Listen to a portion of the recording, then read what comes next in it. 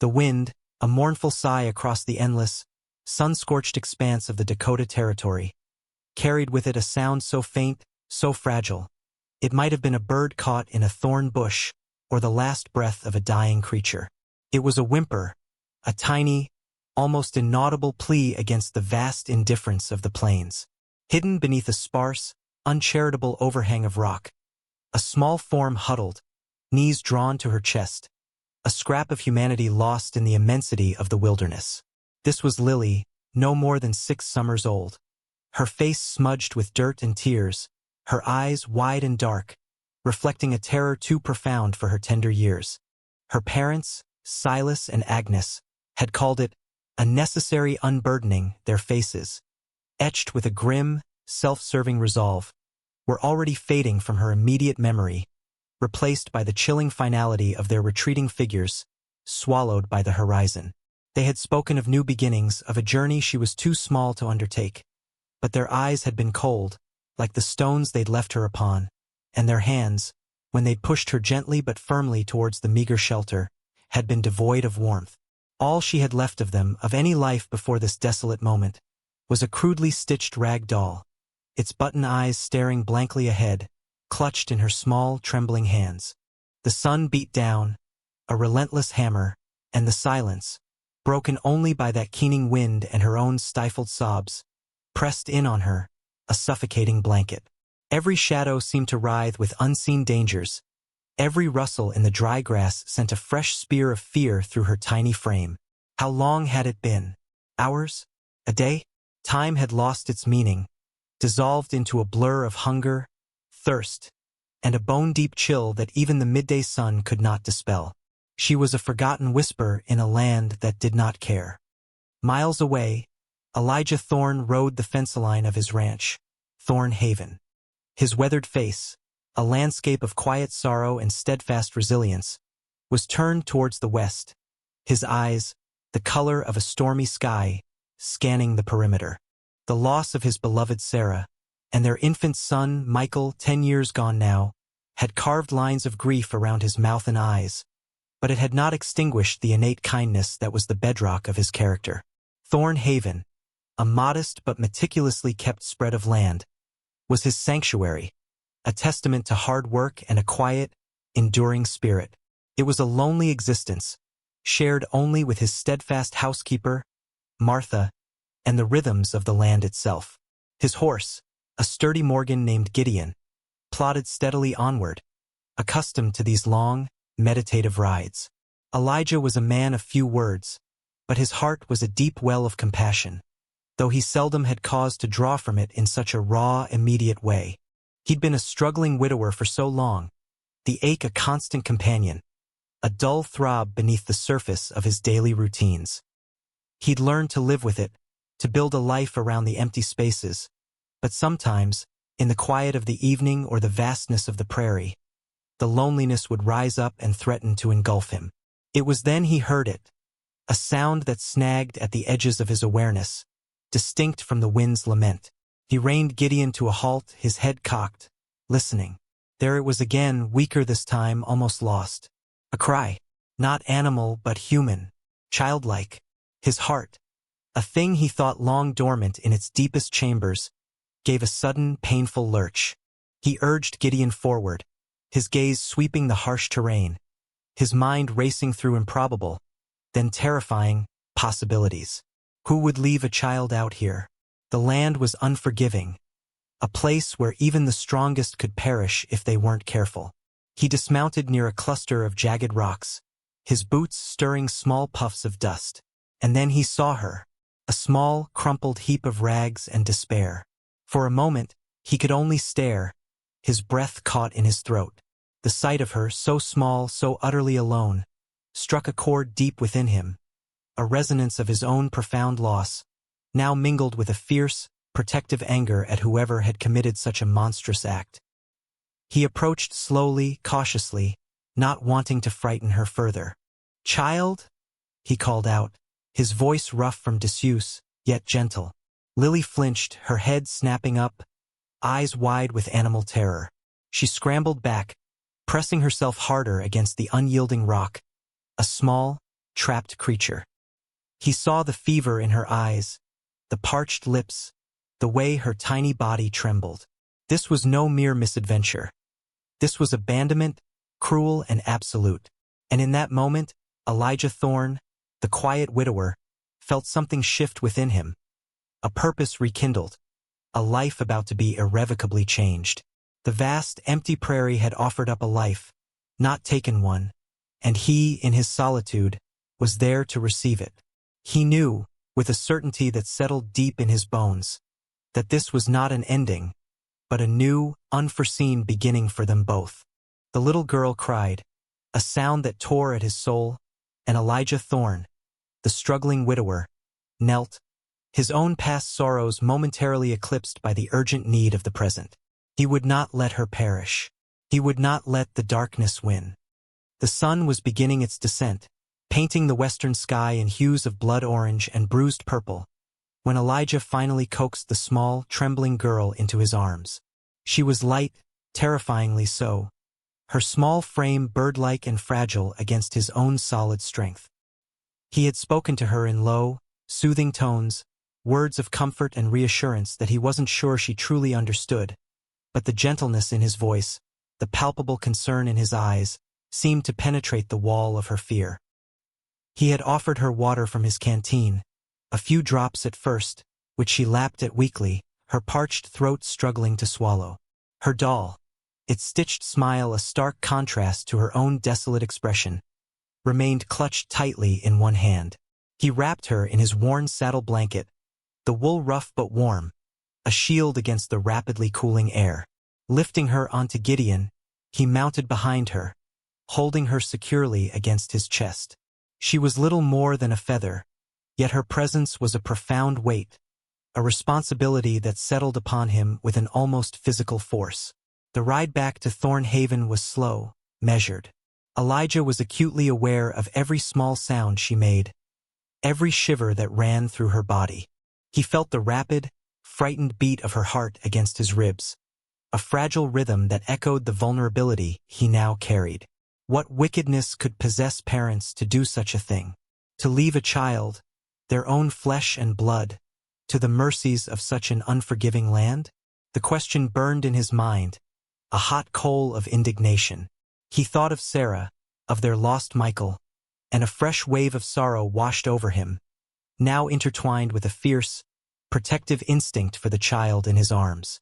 Martha, her silver hair pulled back in a neat bun, her apron pristine despite a day's work, was on the porch, a lantern already lit against the encroaching dusk, when she saw them approach. Her usually placid face registered surprise, then deep concern as she took in the scene. Elijah, his expression grim, and the small, blanket-wrapped bundle he held so carefully. "Elijah? What in heavens?" she began, her voice trailing off as he dismounted and gently handed the child down to her. Martha's arms, strong and capable, received Lily with an instinctual tenderness. "Found her, Martha," Elijah said, his voice raw. "Abandoned, out on the flats. Near starvation, I reckon," and feverish Martha's eyes, usually twinkling with good humor, hardened with a righteous anger that mirrored Elijah's own. "The poor lamb," she murmured, cradling Lily closer. The absolute cruelty of some folk, Lily, roused by the transfer, whimpered, her eyes fluttering open to fix on Martha's kind, unfamiliar face. For a moment, sheer terror warred with exhaustion, and then, as if sensing the unconditional safety offered, she burrowed her face into Martha's shoulder, a tiny, seeking creature. "Let's get her inside," Martha said briskly, her practical nature taking over. "Warm bath, some broth if she can take it. She needs care, and quickly." Inside the small, comforting warmth of the ranch house kitchen, a different world unfolded for Lily. The scent of baking bread, a faint aroma of dried herbs, the steady tick-tock of the grandfather clock in the hall. It was a symphony of domestic peace she had likely never known. Martha, with an efficiency born of years of nurturing, prepared a shallow bath in a tin tub by the warm stove. Elijah stood by, feeling helpless yet profoundly moved, as Martha gently undressed the child, her touch surprisingly deft with the tattered clothes. Beneath the grime, Lily's skin was pale, her ribs starkly visible. Bruises, old and new, patterned her thin arms and legs, silent testament to a life of hardship. Elijah's fists clenched at his sides. He had to turn away for a moment, the sight too painful, too evocative of the world's casual cruelty.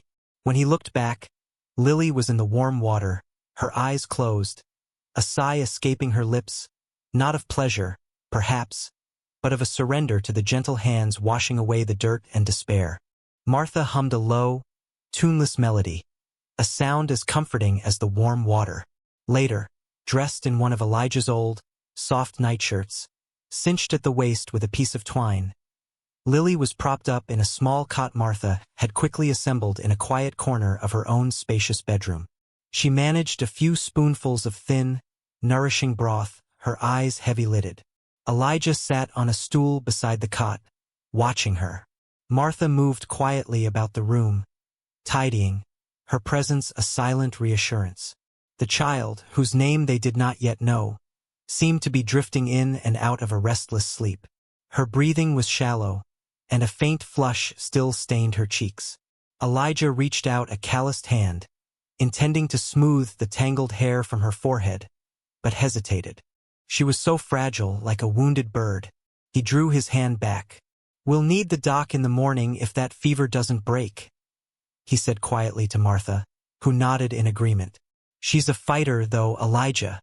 You can see it in her spirit." He looked at the small, still face, the way her lips pursed even in sleep, the tenacious grip she still maintained on that worn doll. Yes, Martha was right. There was a spark there, a flicker of defiance in the face of utter desolation. He had found her, but perhaps, in some way he didn't yet understand, she had also found him. The silence of the ranch house, usually a companion to his loneliness, felt different tonight. It was filled with a fragile new presence, a question mark, a whisper of hope in the darkness. The following days at Thorn Haven unfolded with a quiet, deliberate rhythm, a gentle counterpoint to the harshness Lily had known. Dr. Abernathy, a man whose wisdom was as renowned as his medical skill, had come and gone, his initial grave expression slowly softening. He'd confirmed severe malnutrition and dehydration, a lingering fever from exposure, and the heartbreaking evidence of past neglect. But he'd also spoken of the resilience of the young, of the healing power of consistent care and kindness. "She's been through a terrible ordeal, Elijah," he'd said, his gaze steady. "More than any child should ever endure. Patience will be your greatest ally. And Martha's good cooking," he'd added with a rare smile towards the housekeeper. Lily remained mostly silent, a small, watchful shadow in Martha's cozy bedroom. The fever gradually receded, leaving her weak but lucid. Her dark eyes followed Martha's every move as she bustled about, changing linens, bringing cool water, offering small morsels of soft food. She ate little, but she ate. She flinched at sudden movements or loud noises, her small body tensing, ready to bolt. The rag doll was her constant companion, its presence a small anchor in an unfamiliar world. Elijah kept his distance initially, understanding her fear of men, perhaps, or simply of adults in general. He would inquire after her through Martha, his concern a palpable presence even in his absence from the sickroom. He took to leaving small, simple gifts outside her door.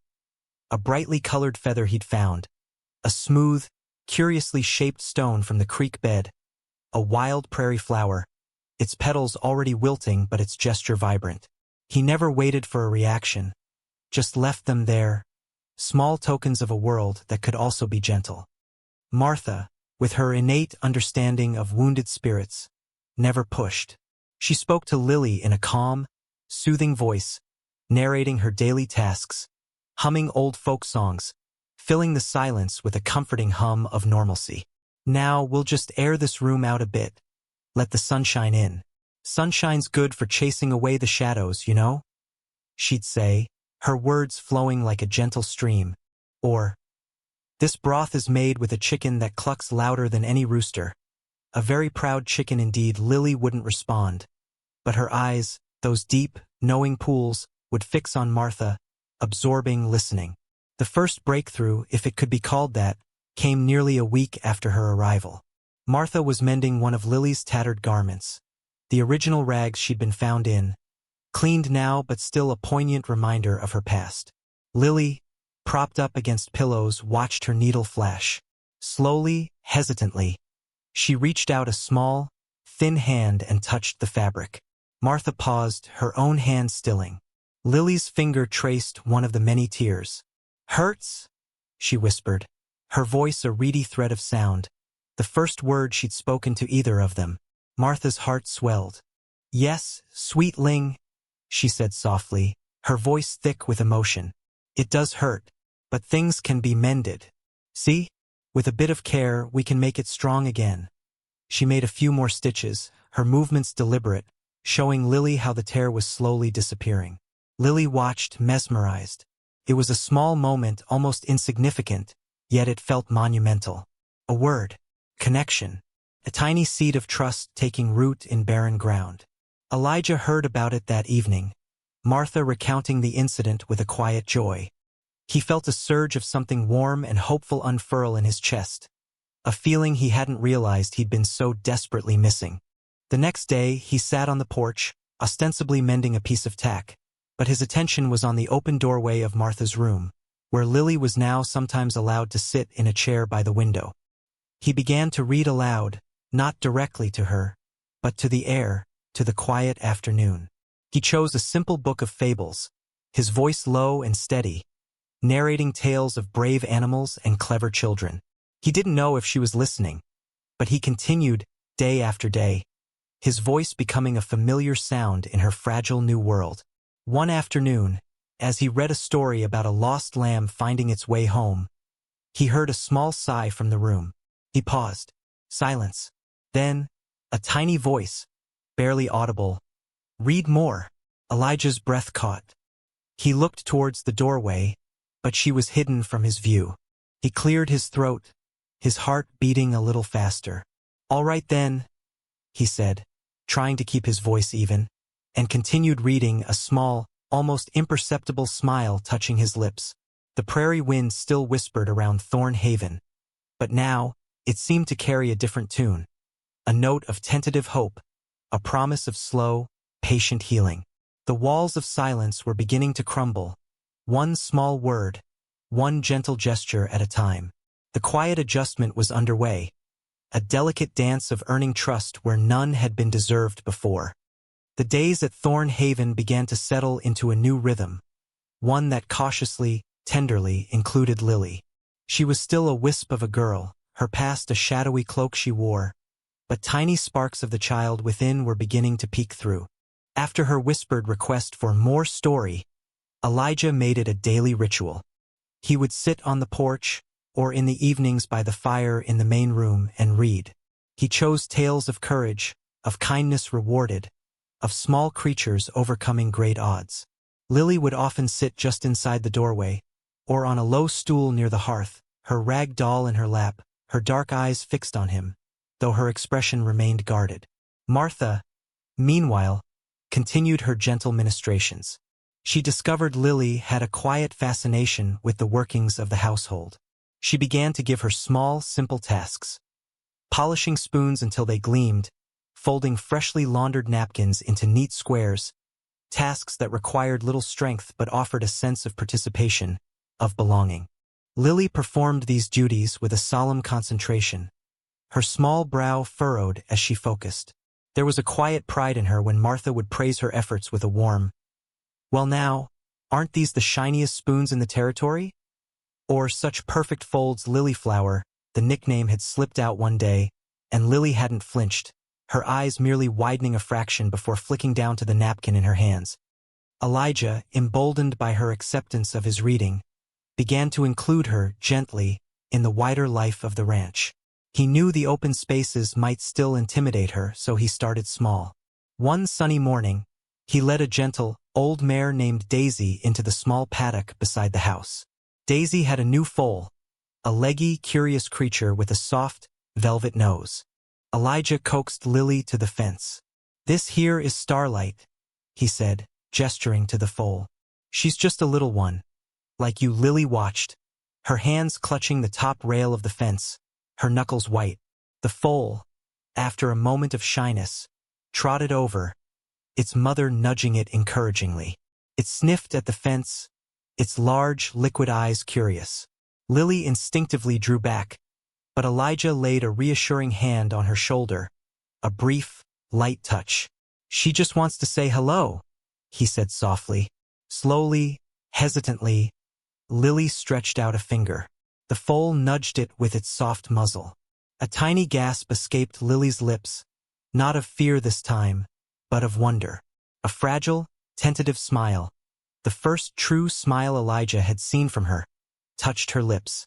It was like watching a frozen landscape thaw, a tiny flower pushing through snow. It lit up her small, serious face, and Elijah felt his own heart lift in response. He began to carve small wooden animals for her in the evenings, his calloused hands surprisingly deft. He started with a bird, its wings outstretched as if in mid-flight. He left it on her pillow. The next morning, he saw it clutched in her hand alongside the rag doll. He carved a lamb next, then a squirrel, each one a small token of his growing affection, his unspoken promise of protection. One afternoon, Lily was helping Martha shell peas on the porch. Elijah was nearby, repairing a bridle. A sudden commotion from the chicken coop startled them. A fox, brazen in the daylight, had snatched a hen. Elijah reacted instantly, grabbing his nearby rifle, but the fox was too quick, disappearing into the tall grass with its prize. The remaining chickens squawked in alarm. Lily, who had frozen at the sudden noise, watched with wide, distressed eyes as one of the ranch hands, young Tim, emerged from the barn, his face grim. "Lost another one, Mr. Thorne," he said, shaking his head. Lily looked from the empty space where the hen had been to Elijah's troubled face. She then looked down at the peas in her lap, her lower lip trembling. She pushed the bowl away. "Hurts?" she whispered, echoing her first word to Martha. But this time, it was clear she meant the hen, the loss, the sudden violence. Elijah knelt beside her. "Yes, Lily," he said gently. "It does hurt. Life on the prairie can be hard sometimes. But we protect each other and we keep going. We're strong here at Thorn Haven." He saw understanding, and something more, empathy, in her gaze. She wasn't just a recipient of care anymore. She was beginning to feel for others, for the creatures of the ranch. Later that week, she asked her first question about Sarah. A small, framed photograph of Elijah's late wife sat on the mantelpiece. A woman with kind eyes and a gentle smile, not unlike Martha's. Lily had been dusting the mantel with Martha and had paused before the picture.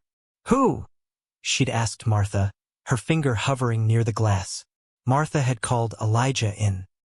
He'd looked at the photograph, a familiar ache in his chest, then at Lily's expectant face. "That," he said, his voice a little thick, "was Sarah. She was my wife. And she would have loved you very much, Lily." He spoke of Sarah's love for flowers, her gentle laugh, the way she used to sing while she worked. He didn't dwell on the sorrow of her loss, but on the brightness she had brought to his life. Lily listened, her head tilted, absorbing his words. She didn't ask more, but a connection had been forged, a sharing of a past sorrow that somehow lightened the present. The trust was growing, slowly, steadily, like a prairie stream carving its path through the land, each day bringing them a little closer, binding their disparate lives into something new, something that was beginning to feel remarkably like family. Spring melted into summer, and Thorn Haven thrived under the diligent care of Elijah and Martha, its tranquility now subtly enriched by Lily's growing presence. She was still quiet, preferring the company of Martha or the silent observation of Elijah at his work, but the haunted look in her eyes was slowly receding, replaced by a cautious curiosity about the world around her. The annual Founders' Day celebration in the nearby town of Redemption was approaching, an event Elijah usually attended out of a sense of duty rather than enjoyment. This year, however, he found himself considering it with a new perspective. Martha broached the subject one evening. "It might do her good, Elijah," she said. watching Lily meticulously arrange wildflowers in a small jar. To see other children, to be part of something beyond the ranch, even for a little while Elijah was hesitant. The town, with its noise and crowds, could be overwhelming for Lily. And there was always the nagging fear, a dark shadow at the back of his mind, that someone might recognize her, or that word of her past might surface. But Martha's point was valid. Lily needed to see that the world wasn't entirely made of vast, empty prairies or the silent rooms of the ranch house. "We'll see," he said, but the seed was planted. He watched Lily, her small face serious as she nudged a stubborn bluebell into place. She looked up, as if sensing his gaze, and offered him a small, shy smile. That smile decided it. The day of the festival dawned bright and clear. Martha had fashioned a simple but pretty dress for Lily from a bolt of soft blue calico, and had even tied a matching ribbon in her freshly washed hair. Lily looked at her reflection in the small mirror in Martha's room with a sort of dazed wonder, touching the ribbon as if unsure it was real.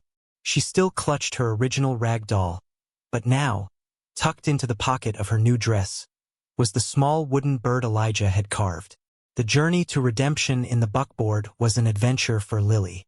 She sat between Elijah and Martha, her eyes wide, taking in the sights and sounds, a jackrabbit darting across the trail, a hawk circling overhead, the distant figures of other families also making their way to town. Redemption was bustling. Banners fluttered between buildings, music from a lively fiddle band filled the air, and the smells of roasted meat and sugary treats mingled enticingly. Lily clung to Martha's hand, her initial excitement warring with a surge of apprehension as they navigated the crowded street. Elijah walked protectively on her other side, his presence a steady bulwark against the throng. They watched a blacksmith demonstration, the clang of hammer on anvil making Lily jump at first, until Elijah explained the rhythmic process. They saw children her own age engaged in a sack race, their laughter echoing through the square. Lily watched them with a curious, unreadable expression. Were these the children her parents had spoken of, the ones who lived in a world she wasn't fit for?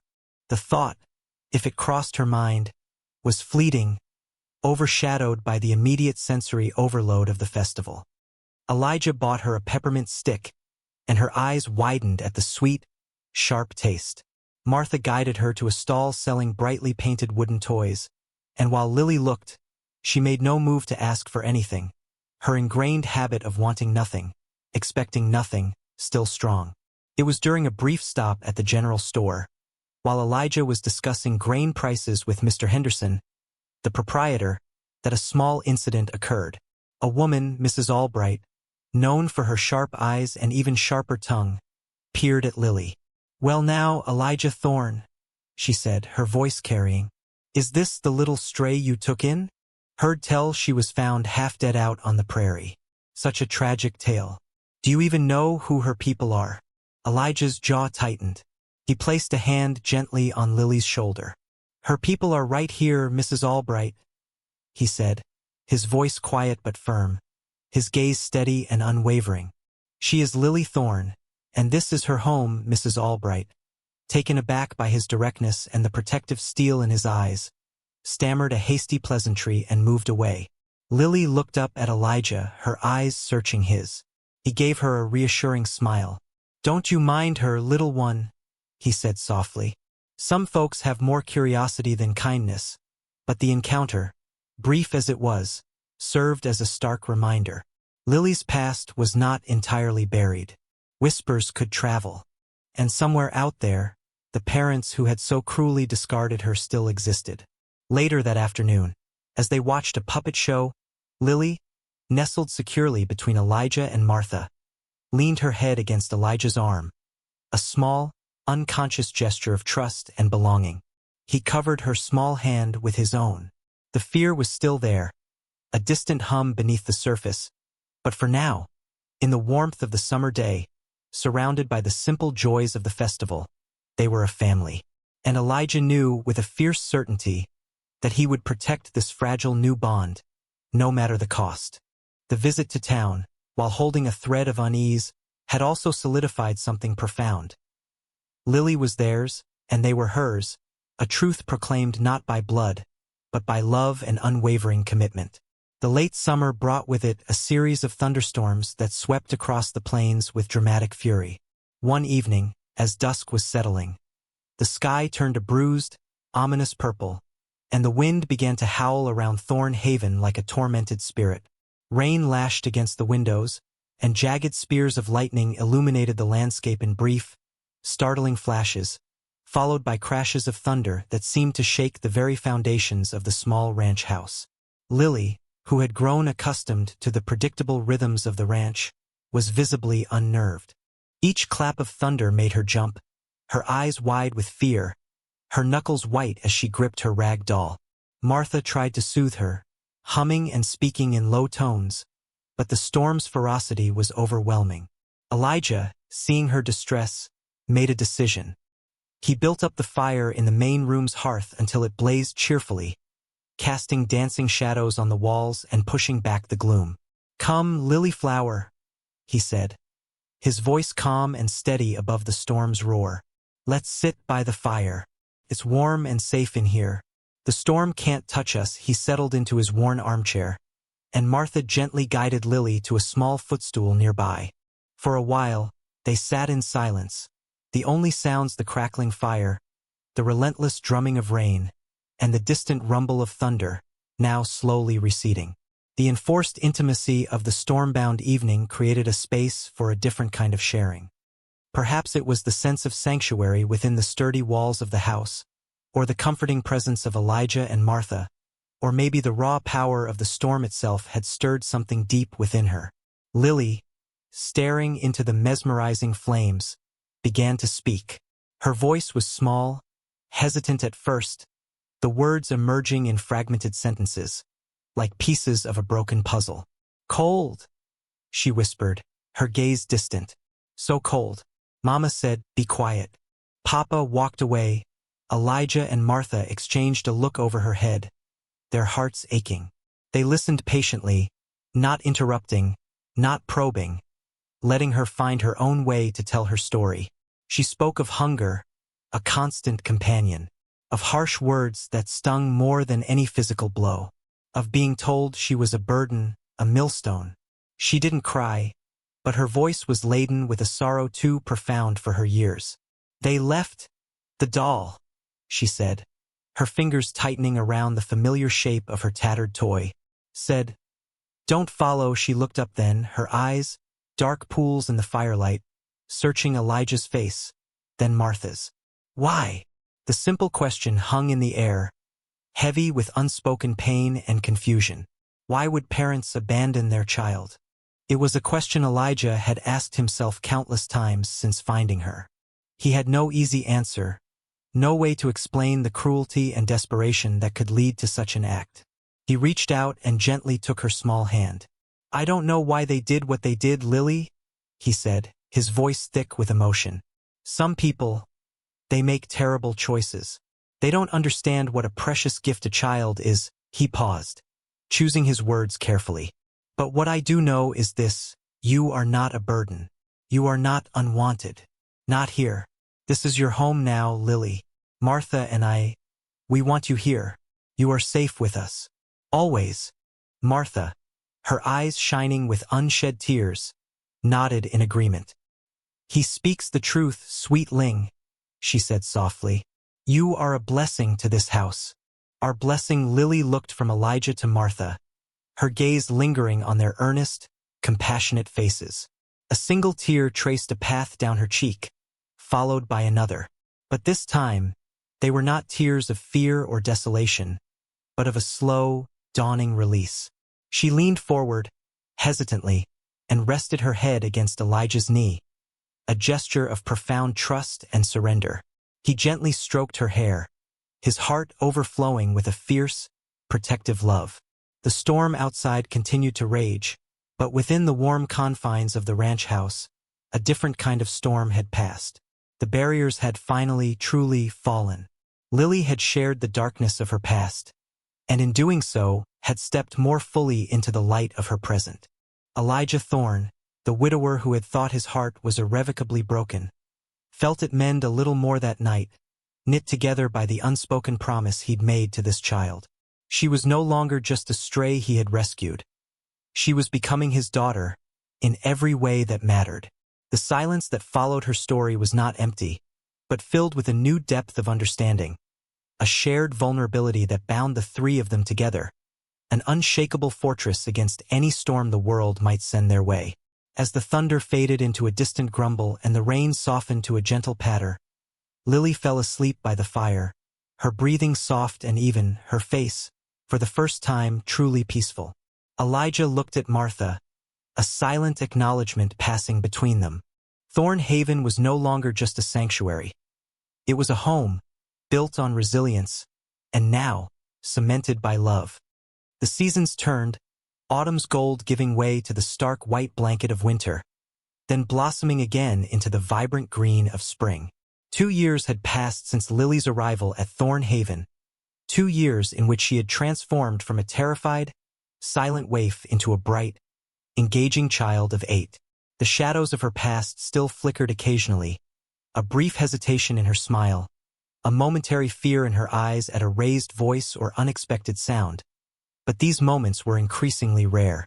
She laughed easily now, her voice a melodious chime that filled the once quiet corners of the ranch house.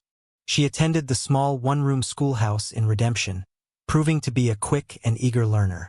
Elijah would drive her in the buckboard each morning, a quiet pride swelling in his chest as he watched her skip off, satchel in hand, to join the other children. She had made friends, tentative at first, then with the joyous abandon of childhood. Thorn Haven was her undisputed sanctuary, Elijah her steadfast protector, Martha her loving confidant. She called Elijah Papa Eli now, the name having tumbled out one day naturally, easily, and it had stuck, warming Elijah's heart every time he heard it. Martha was Mama Martha, a title bestowed with equal affection. The ranch itself had prospered, as if mirroring the newfound happiness within its fences. Elijah's earlier struggles seemed a distant memory, his efforts imbued with a new purpose. He was no longer just working for himself, but for Lily, for their future. It was a crisp autumn afternoon, the air smelling of wood smoke and fallen leaves. Lily was helping Martha gather late apples from the small orchard Elijah had planted years ago in Sarah's memory. Her laughter rang out as she tried to reach a particularly high branch, her cheeks flushed with effort. Elijah was mending a fence nearby, the rhythmic thud of his hammer a familiar counterpoint to their chatter. He paused, watching Lily, a smile tugging at his lips. She was the image of vibrant health, her limbs sturdy, her eyes bright with intelligence and joy. It was hard to reconcile this child with the starved, terrified creature he had found huddled under the rocks. Suddenly, a wagon, unfamiliar and dilapidated, rumbled into view at the far end of the long track leading to the ranch house. Elijah straightened, his smile fading, a sense of unease prickling his skin. Visitors were not uncommon, but there was something about the hesitant, almost furtive approach of this wagon that set his nerves on edge. Lily, too, had noticed it, her laughter dying in her throat. She instinctively moved closer to Martha, her eyes fixed on the approaching strangers. As the wagon drew nearer, Elijah could make out 2 figures on the seat. A man, gaunt and hard-eyed, and a woman, her face pinched and sour. A cold dread began to seep into Elijah's bones. He knew with a sickening certainty, before they even spoke, who they were. The wagon creaked to a halt a few yards from where Elijah stood. The man, Silas, his eyes darting around assessingly, finally let his gaze settle on Lily, who was now half hidden behind Martha's skirts, peering out with wide, frightened eyes. A flicker of something recognition, perhaps even a predatory gleam, passed across his face. The woman, Agnes, looked no less forbidding, her thin lips pressed into a grim line. "We're looking for a girl," Silas said, his voice raspy, devoid of warmth. "Our girl. Heard tell she ended up around here." Elijah stepped forward, placing himself between the newcomers and Lily. His face was grim, his stance unwavering. "There's no girl here for you," he stated, his voice low and dangerous. "You best be on your way," Agnes scoffed, a harsh, unpleasant sound. "Don't play games, mister. That's her, ain't it?" She pointed a bony finger towards Lily. "Alara. That's her name." Our Alara. Lily flinched at the name. A name she hadn't heard in years. A name that belonged to a different, terrible life. She buried her face in Martha's apron, a small sob escaping her. Martha wrapped her arms protectively around the child, her own face a mask of fierce indignation. "Her name is Lily," Martha declared, her voice ringing with conviction. "And she is home." Silas's eyes narrowed. "She's our blood. We're her parents. We've come to take her back." The words, so long feared, hung in the crisp autumn air, a chilling pronouncement. Elijah felt a surge of cold fury. These people, who had discarded their child like refuse, now dared to reappear, to lay claim to her as if she were a piece of lost property. The past, which he had hoped was forever buried, had risen up, ugly and demanding, threatening to shatter the peaceful world they had so carefully built. The confrontation he had always dreaded was upon them. The air crackled with unspoken animosity. Silas and Agnes stared at Elijah, their expressions a mixture of avarice and a grim, possessive determination. Lily, still hidden behind Martha, trembled visibly, her small, muffled sobs tearing at Elijah's heart.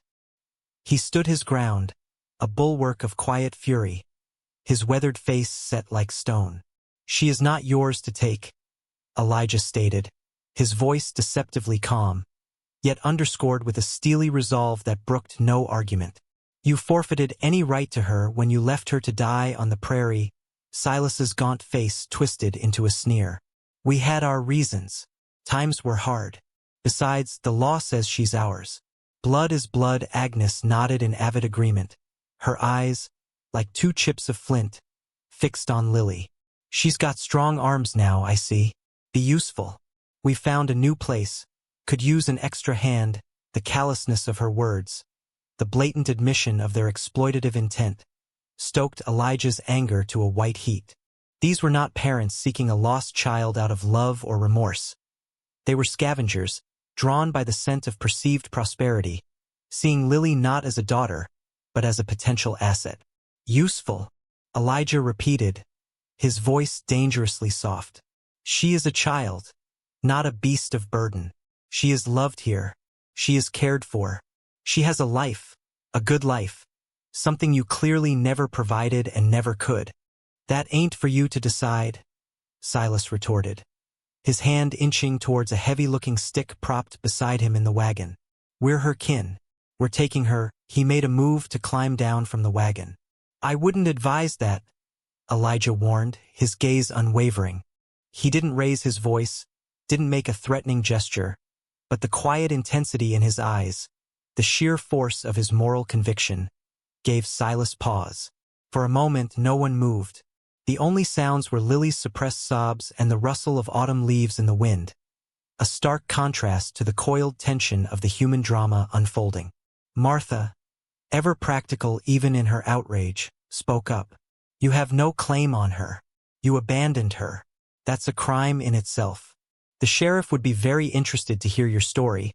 I imagine the mention of Sheriff Brody, a man known for his fairness but also his intolerance for cruelty and injustice, seemed to give Agnes a moment's hesitation. Her eyes flickered nervously, but Silas, driven by greed or perhaps a twisted sense of parental authority, pressed on. "She's ours," he insisted, his voice rising in frustration. "We made her." It was then that Lily, summoning a courage that belied her years and her terror, slowly detached herself from Martha's protective embrace. Her face was pale, tear-streaked, but her chin was held high. She stepped forward, positioning herself beside Elijah, and looked directly at the two people who had given her life only to nearly take it away. "No," she said, her voice small but surprisingly firm, carrying clearly in the stillness. "My name is Lily Thorne." She reached out and slipped her small hand into Elijah's larger, calloused one. "This is my papa Eli. This is my mama Martha." Her gaze, unwavering, met Silas's, then Agnes's. "This is my home. I am not Ilara. "I don't know her." The simple, heartfelt declaration, spoken with such conviction by the child herself, was more powerful than any argument Elijah or Martha could have made. It was a choice clear and undeniable. Silas stared at her, momentarily stunned into silence by her defiance. Agnes let out a frustrated hiss. "Ungrateful whelp," she muttered. Elijah squeezed Lily's hand, his heart swelling with pride and an overwhelming love for this brave little girl. "You heard her," he said to Silas and Agnes, his voice now ringing with authority. "She has made her choice. There is nothing for you here. Leave Thorn Haven now and do not return.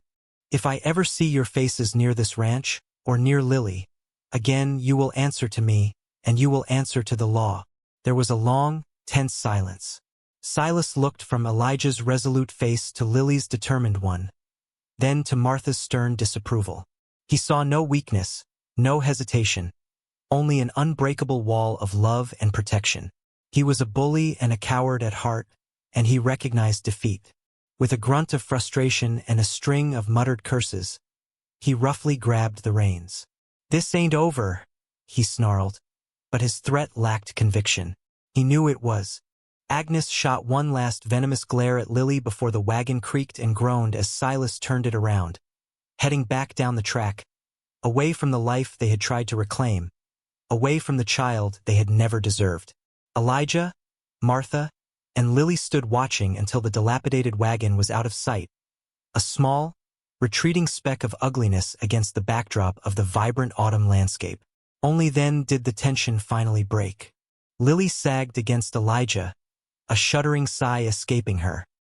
He knelt and gathered her into his arms, holding her tight. "It's over, Lily Flower," he whispered, his voice thick with emotion. "They're gone. You're safe.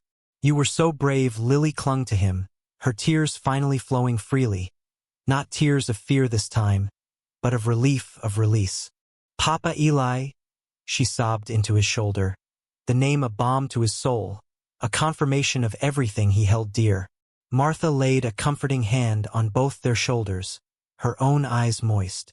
The past had returned, but it had been faced, and it had been defeated.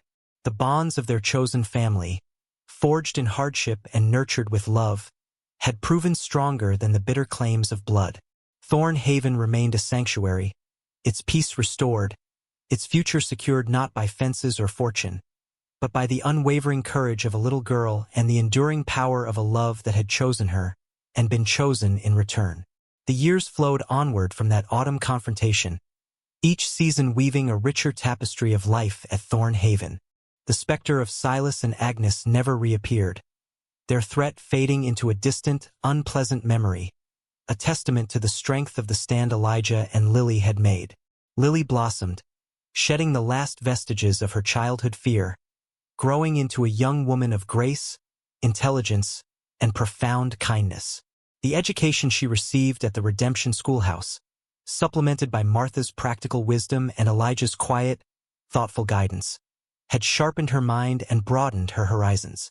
She possessed a deep love for the land, inherited perhaps from Elijah, and an equally deep compassion for all living things. Thorn Haven, under Elijah's continued stewardship and with Lily's emerging insights, prospered beyond anything Elijah had ever imagined in his solitary widower days. It wasn't just the acreage that expanded, or the herds that grew. It was the spirit of the place. It became known throughout the territory as a beacon of fairness, of hard work rewarded, and of a quiet, unshakable decency. Elijah, his hair now streaked with silver, his face deeply etched with the lines of a life fully lived, watched Lily's journey into adulthood with a quiet, immense pride. The ache of his past losses, Sarah and Michael, had never entirely vanished, but it had softened, transformed by the vibrant, loving presence of his chosen daughter. She was the joy of his later years, a gift he never ceased to be thankful for. When Lily turned 18, she made a choice that surprised no one who knew her well. While several eligible young men in Redemption had cast admiring glances her way, and while she had the intellect to pursue further studies in a bigger city if she'd wished, her heart remained firmly rooted at Thorn Haven. She had a keen mind for the ranch's business, a natural understanding of the livestock, and a vision for its future that embraced both tradition and innovation. "This is where I belong, Papa Eli," she had said, her eyes shining with earnest conviction. "This is my home, my work, my life," and so, she became Elijah's partner in earnest, her youthful energy and fresh perspectives complementing his experience and wisdom. They worked side by side, their bond deepening with each passing year, a testament to the enduring strength of their unconventional family. Martha, now more frail but her spirit as indomitable as ever, watched over them both with a loving, proprietary air, her Lilyflower now a capable young woman, her Elijah a contented patriarch. The ranch house, once a haven for three, often echoed with the laughter of friends and neighbors, a testament to the warmth and welcome found within. Years later, when Lily was a woman in her late 20s, love found her in the form of a young, idealistic doctor named Samuel Harris, who had come to Redemption to take over old Doc Abernathy's practice. Samuel was drawn not only to Lily's beauty and intelligence, but to her profound kindness and the quiet strength that radiated from her. He saw in her the same compassionate spirit that had led him to medicine. Their courtship was gentle, respectful, mirroring the values of Thorn Haven itself. Elijah, after initial paternal scrutiny, came to admire Samuel's integrity and his genuine love for Lily. He gave his blessing with a full heart, knowing Lily had chosen a partner worthy of her. Their wedding, held under the wide prairie sky in the apple orchard Sarah had loved and Lily had helped tend, was a joyous celebration, a gathering of the community that had watched Lily grow and thrive. Elijah walked her down the makeshift aisle, his arm linked through hers, his eyes suspiciously bright. As he placed her hand in Samuel's, he saw not a daughter leaving, but a family expanding, the circle of love widening. The epilogue of their story stretched over many more decades, a chronicle of enduring happiness and quiet fulfillment. Lily and Samuel built a life together at Thorn Haven, their own children's laughter eventually ringing through the ranch house, adding new layers to its history. They expanded the ranch's legacy of compassion, establishing a small infirmary on a portion of their land, served by Samuel, to provide care for those in remote areas who couldn't easily reach Redemption. Lily, drawing on her own experiences, became a quiet advocate for vulnerable children, ensuring that the lessons of her own unlikely salvation were not forgotten. Elijah lived to a ripe old age, surrounded by the love of his daughter, his son-in-law, and his cherished grandchildren. He passed peacefully in his sleep one crisp autumn morning, the season that had first brought Lily to him and then tested their bond. He left behind not a legacy of sorrow, but one of profound love, resilience, and the enduring truth that family is not solely defined by blood, but by the conscious, courageous, and unwavering choice of the heart.